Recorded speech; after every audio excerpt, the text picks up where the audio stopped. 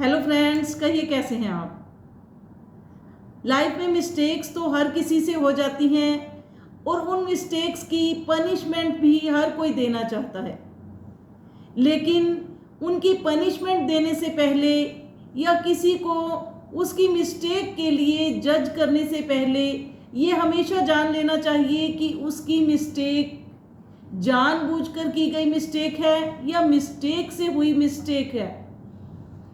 तो आइए जाने आज की स्टोरी कुछ इसी पर। एक बार एक राजा का बहुत प्यारा सा तोता होता है।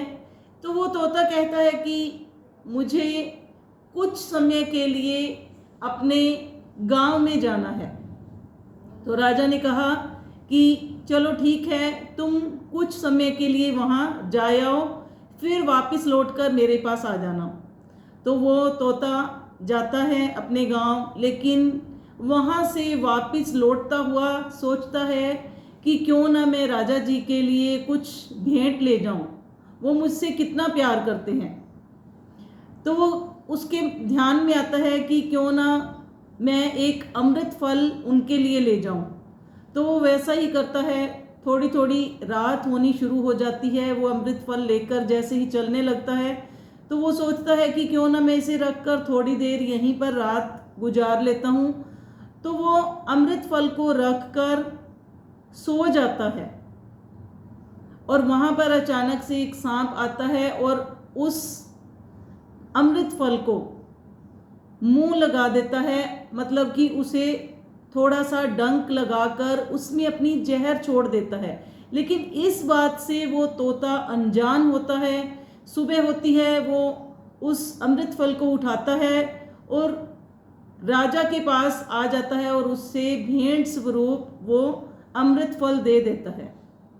लेकिन उस अमृत फल को खाने से पहले मंत्री उन्हें टोक देता है। राजा को कहता है कि ये जंगली फल आप मत खाइए, पता नहीं आपके लिए कैसा होगा। तो वो मंत्री क्या करता है कि उस फल का एक पीस काट कर वहाँ पर खड़े एक कुत्ते को डाल देता है। थोड़ी ही देर बाद वो कुत्ता वहीं पर ढेर हो जाता है, मर जाता है।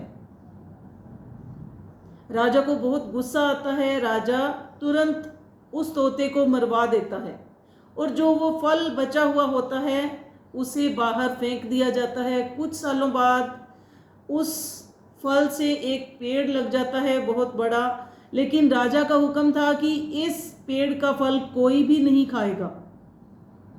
लेकिन बाहर से एक अचानक से कोई राहगीर आता है, तो उसे नहीं पता होता कि राजा का ये फरमान है कि ये पेड़ का फल किसी ने नहीं खाना है। तो वो व्यक्ति उस पेड़ के फल को खा लेता है। वो बहुत बुजुर्ग होता है।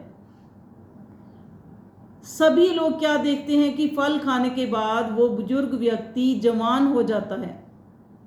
फिर उसके बाद राजा को समझ आती है कि उस तोते की कोई गलती नहीं थी, गलती किसी और की थी, लेकिन मैं उसे सजा दे बैठा। फिर बाद में वो बहुत पछताता है। तो ये छोटी सी स्टोरी हमें यह सिखाती है कि हमें किसी की मिस्टेक को पनिश करने से पहले उसे जज कर लेना चाहिए कि वाकई ही उसने मिस्टेक जानबूझकर की है या उससे गलती से हो गई है। तो अगर आपको हमारी वीडियो अच्छी लगी हो तो लाइक करें, कमेंट करें और शेयर करना ना भूलिए।